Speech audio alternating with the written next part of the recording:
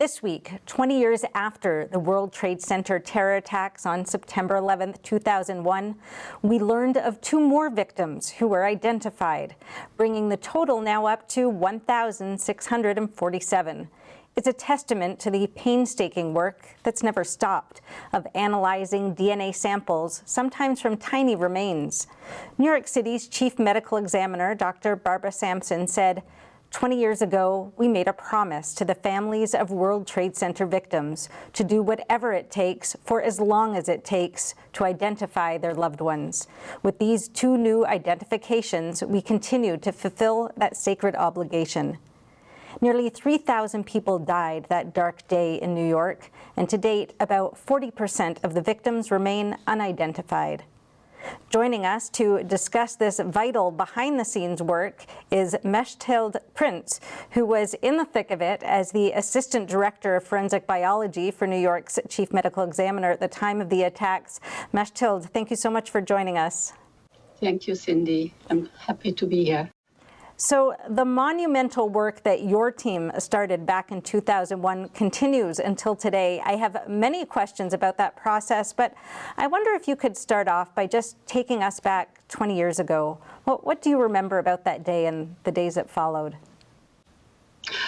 Yeah, as for many of us, the day started quite normal. It was a beautiful September day, and I was in a management meeting with my boss, Robert Shaler, and the other assistant directors of the Department of Forensic Biology, when one of our colleagues came into the office saying a plane flew into the World Trade Center, and he and several others of the office, including the chief medical examiner, Dr. Hirsch, went down to the site.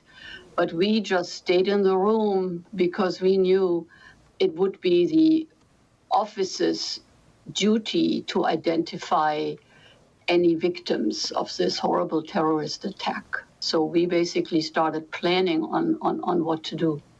Did you have any sense at all of the scale you'd be dealing with? No.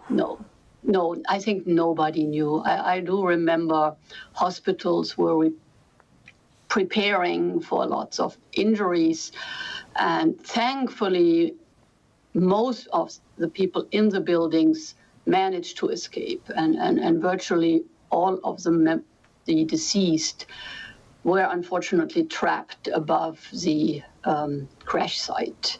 So we did not know what was coming, no. And when did the onslaught start for you? When did the real work begin? Same day.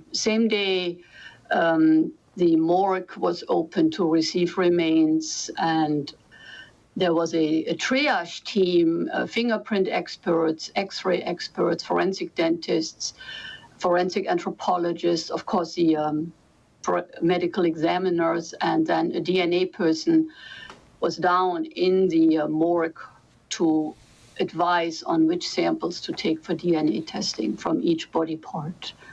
Because it was, unfortunately, it was body parts. It was not intact bodies like you would normally expect in your daily operations. So how long did this intense level of work last for you and your team?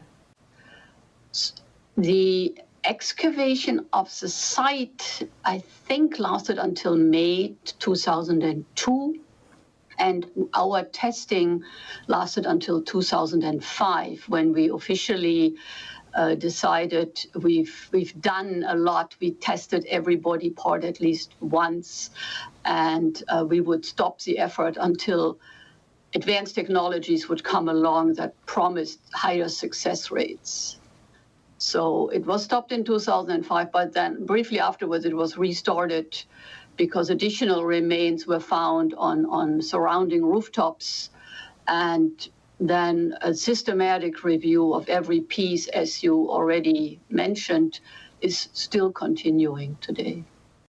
Remarkable. So what changed? I know that DNA was used a lot more than it had been previously. Can you just explain that a bit for us? DNA was always considered to be too expensive and take too long, but with such a degree of fragmentation that we saw at the World Trade Center there, unfortunately, was a limitation to how much we could achieve with dental and fingerprints. So DNA technology got a seat at the table, and that continues to this day. So what's the family involvement in this process? If somebody is listing someone as missing, you need their DNA sample to identify the victim? Is that how it works? Yes, so normally what is collected is both a DNA sample from a biological relative, and the closer the better. So children and parents give a better degree of DNA matching than a sister or an aunt. But the other sample we can collect is, we call them personal references. For example, your toothbrush or your hairbrush would contain your own DNA. Medical samples work well too. And some of the firefighters had been registered in a bone marrow transplant donor database. Those samples they had to submit there for genetic testing worked to identify them, or other medical samples that get collected, like those PKU cards from newborns. Anything where we can be sure that it is your own DNA. And I remember we were speaking earlier and you were telling me about the unique case of the firefighters. You were working directly on that. Could you describe that a little bit? Yes, so it's normally with a body part, we would have no indication which identity is behind, or there's no candidate identity. So those samples, we would generate a DNA profile. The DNA profile would be in a database, and then the database would get searched against the database of family references. But with firefighters, they were wearing their bunker suits. Those bunker suits are virtually indestructible, and they do have their name and their number in the suit. So very often, firefighters who had been at the site helping with excavation found bunker suits, and then they knew who it possibly could be, and they were really eager to tell the family because they knew those families very often. But we couldn't be sure that the remains in the bunker suit are really from that specific firefighter, because off-duty firefighters had responded and went to station houses and just grabbed bunker suits to go to the site. So we had it was like a rush team. We tested specifically remains where we had a candidate ID and compared with those family members without going through the database process. So if you don't mind my asking you a more personal question, how did it affect you doing this work? You're a New Yorker, the city had just suffered this major traumatic event, and you were dealing with some of the most gruesome aspects of it. What was that like? Yeah. I mean, during the work, you really don't think about it too much. I remember we were all very grateful that we could contribute something. I know everybody wanted to help. You may remember people started volunteering at the site to serve food to excavation workers. We were so grateful we had a task, and we 200% worked on that task. And it was a little emotionally taxing, obviously, the long hours, and we did have some contact with the families.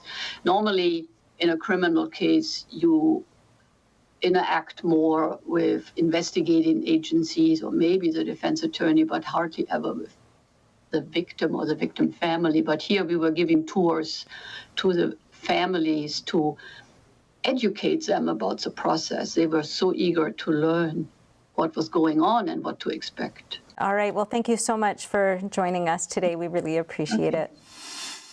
Coming up next, evacuation efforts from Afghanistan continue, led by private rescue groups. We hear from one of them. But first, in August, Israel became the first country to offer a third dose of the COVID-19 vaccine to its citizens. Now, Israeli health officials are preparing for a fourth shot, hinting that regular boosters might just become the new normal. In America Q&A, we ask, if repeated boosters are required long-term, would you support keeping vaccine mandates?